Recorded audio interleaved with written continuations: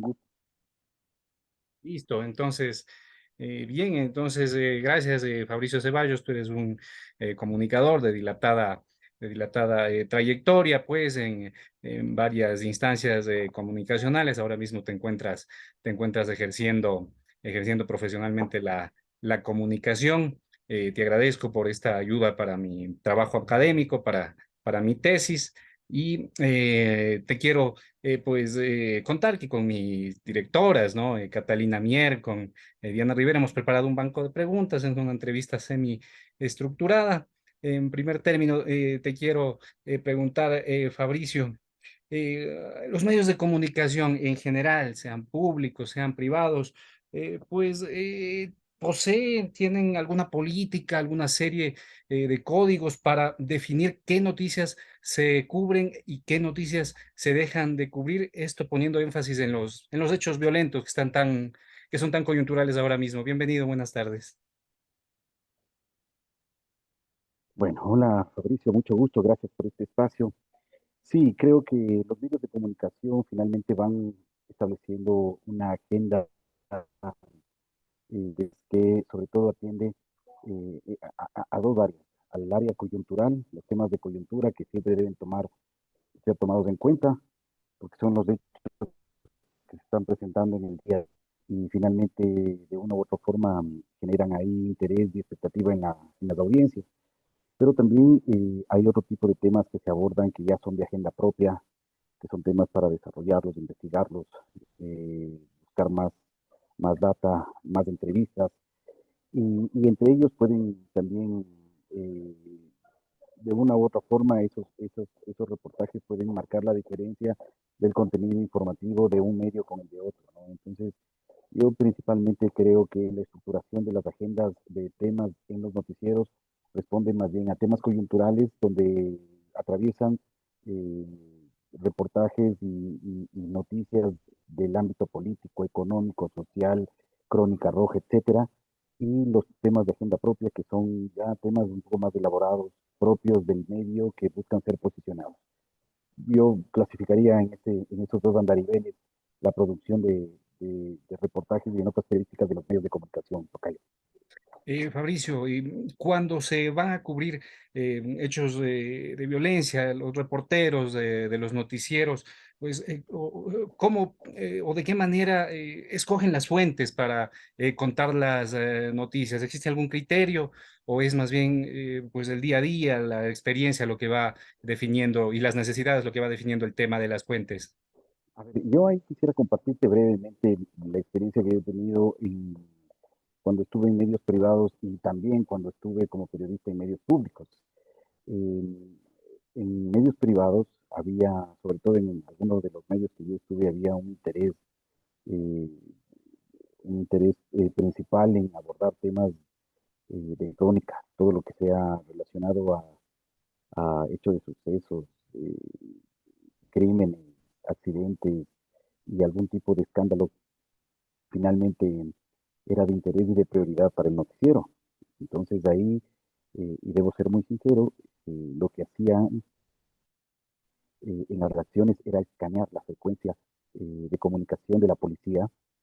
Los medios de comunicación por lo general hacen eso, escanean la frecuencia de comunicación de la Policía Nacional, donde se comunica todo lo que puede suceder de atención inmediata de la policía, robos, accidentes, asaltos, secuestros, cualquier tipo de hecho violento se reportaba a través de esa frecuencia.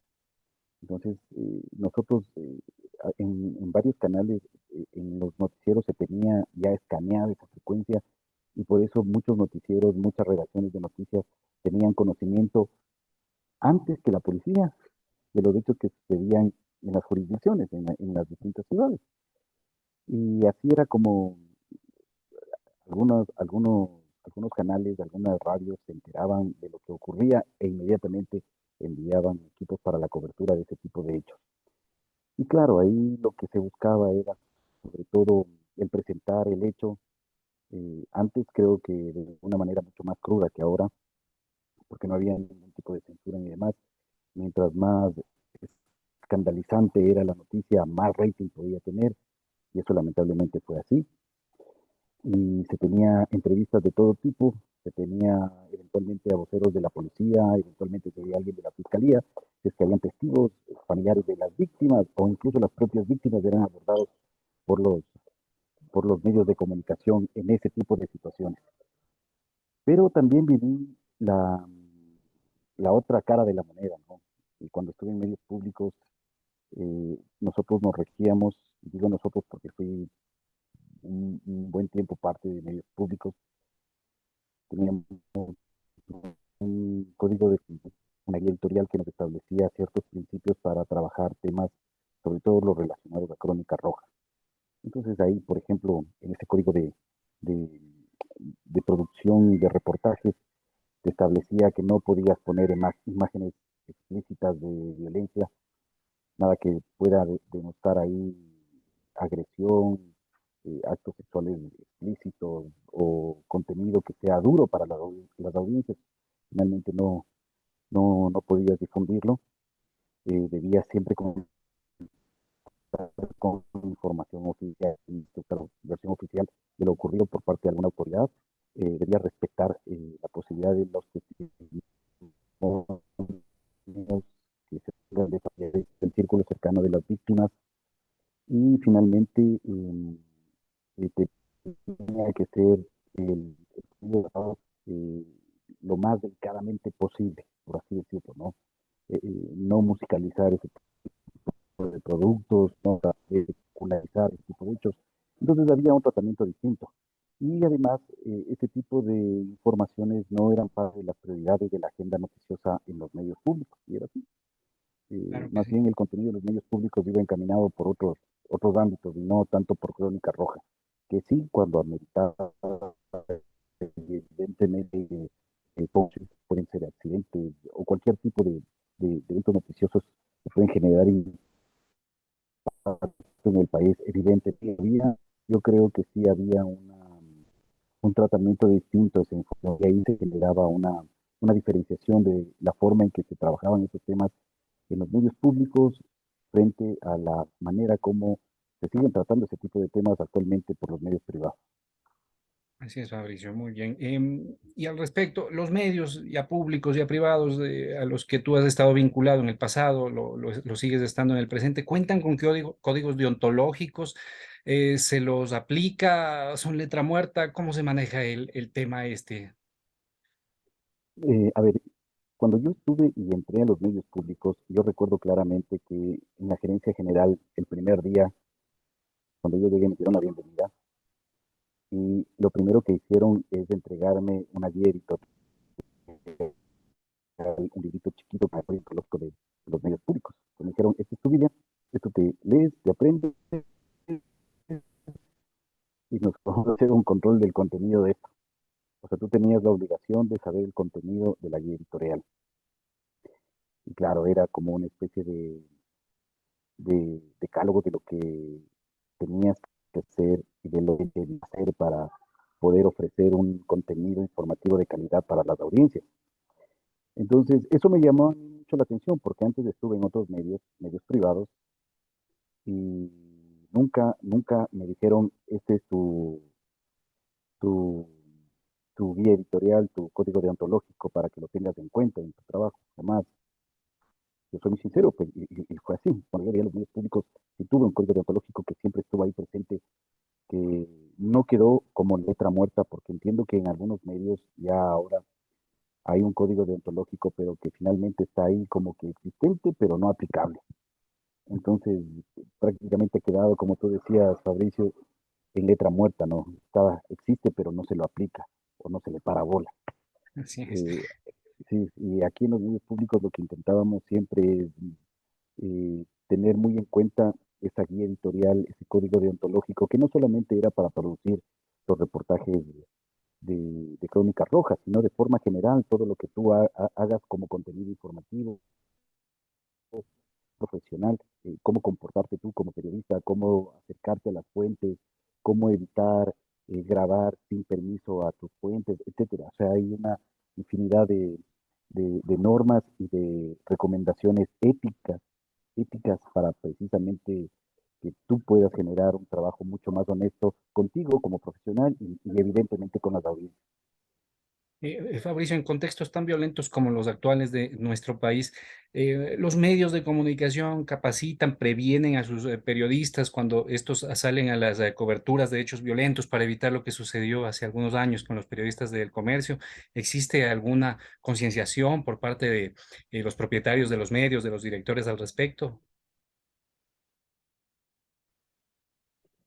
Yo realmente siento y veo que el ambiente laboral de los medios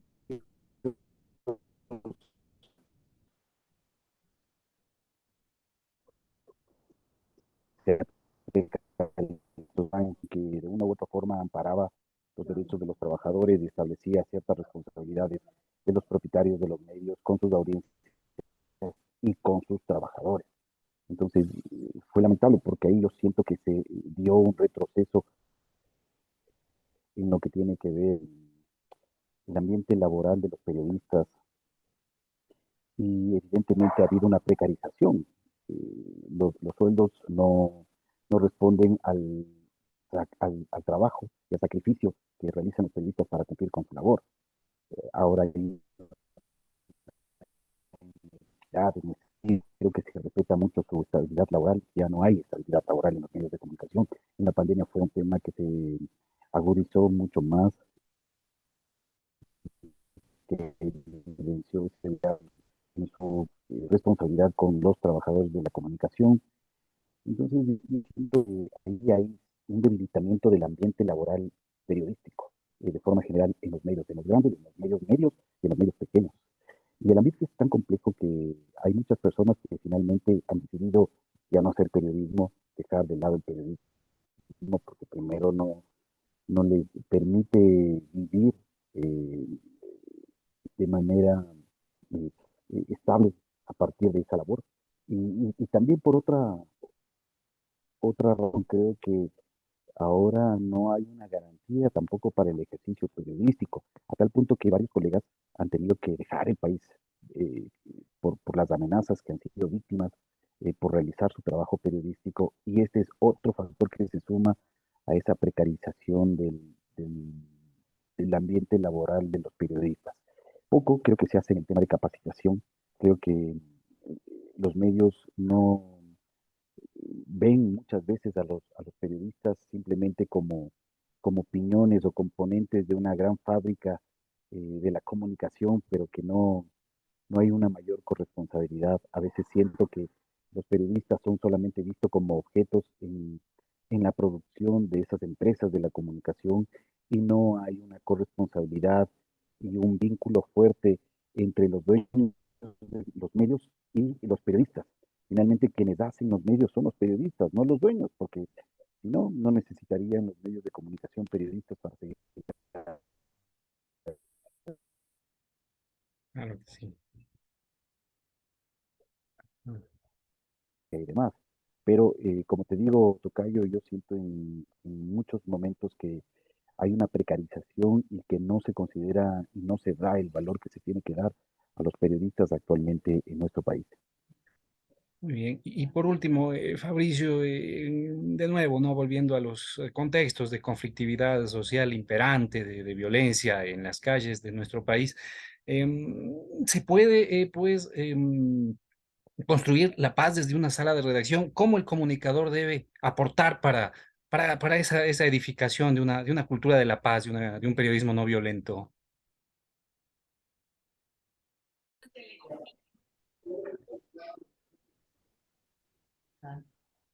Fabricio, sí, Sí, disculpa, me parece ahí que está. tuve algún corto, me moví de la casa. Te decía por último, Fabricio, en contextos tan conflictivos como los actuales, con una violencia desatada como la nuestra, por favor, ¿cómo construir la paz desde la sala de redacción? ¿Hasta dónde llega el desafío y el compromiso del comunicador social para aportar a la construcción de la paz?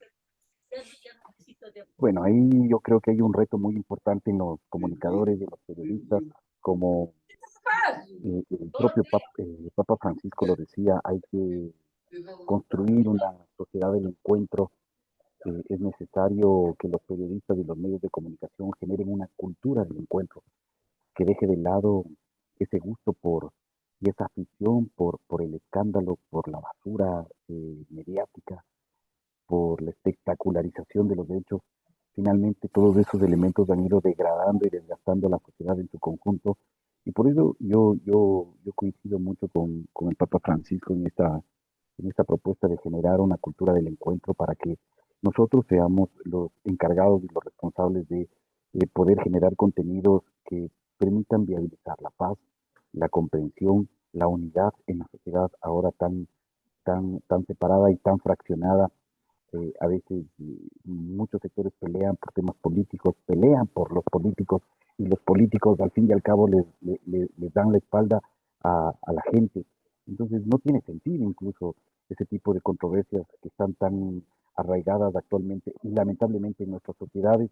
Entonces sí creo que es necesario que nosotros como comunicadores podamos asumir un compromiso para que esos contenidos informativos se entiendan y sean vistos como un servicio público realmente. Cuando nosotros generamos información de calidad, contrastada, que no tenga apegos al rencor, ni al odio, ni al revanchismo, y ofrezcamos contenidos que finalmente aporten a la sociedad, vamos a poder construir de a poco un mejor ambiente social.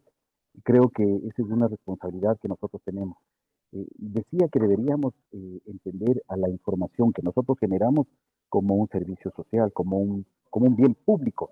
Claro, y nosotros cuando accedemos a un servicio público esperamos que sea de calidad, que nos dé bienestar y demás. Lo mismo debemos pensar de la comunicación. Finalmente, cuando nosotros ofrecemos la comunicación pensando en que es un servicio público, lo hacemos con calidad, con transparencia, sin apasionamiento, de la forma más honesta y esa información trabajada de aquella forma finalmente va a constituir a la ciudadanía, al común de las personas tomar las mejores decisiones. Entonces, es urgente y necesario en medio de este momento tan complejo que vivimos a nivel político, a nivel social, eh, momentos en los que la sociedad ecuatoriana atraviesa por dificultades en el tema de inseguridad y demás, creo que es necesario que nosotros desde la comunicación organizacional, institucional, desde los medios de comunicación y desde cualquier espacio en el que se haga información, se haga comunicación, es necesario poder propender e impulsar una cultura del encuentro. Nosotros mismos tenemos que ser los responsables de combatir la desunión, la división y procurar con nuestra labor, con nuestro compromiso, eh, impulsar una unidad en la sociedad que tanta falta nos da. Muy bien, Fabricio, entonces el desafío es grande, ¿no? Para los comunicadores y a profesionales como tú, para el comunicador en cierne como yo, pero habrá que asumirlo, ¿no? Habrá que también aportar para construir una sociedad diferente, ¿no? Siempre estará presente la tensión entre los intereses de los propietarios y los directores de los medios, entre la ética del periodista, pero pues habrá que buscar una equidad y habrá que buscar pues un enfoque más positivo de los hechos, en general de los hechos de violencia en particular. Te quiero agradecer por tu ayuda, por tu apertura, Fabricio, y yo ya te estaré haciendo saber cómo me va con mi trabajo investigativo y con mi directora, con mis dos directoras de la UTPLA. Claro que sí, Fabricio. Estoy a las órdenes, cualquier cosa que necesites. Muchas gracias y mucho gusto. A ti, muchas gracias, muy gentil y chao. Hasta pronto, un gran gusto. Chao, Gracias, gracias. chao. Gracias, Fabricio. Chao.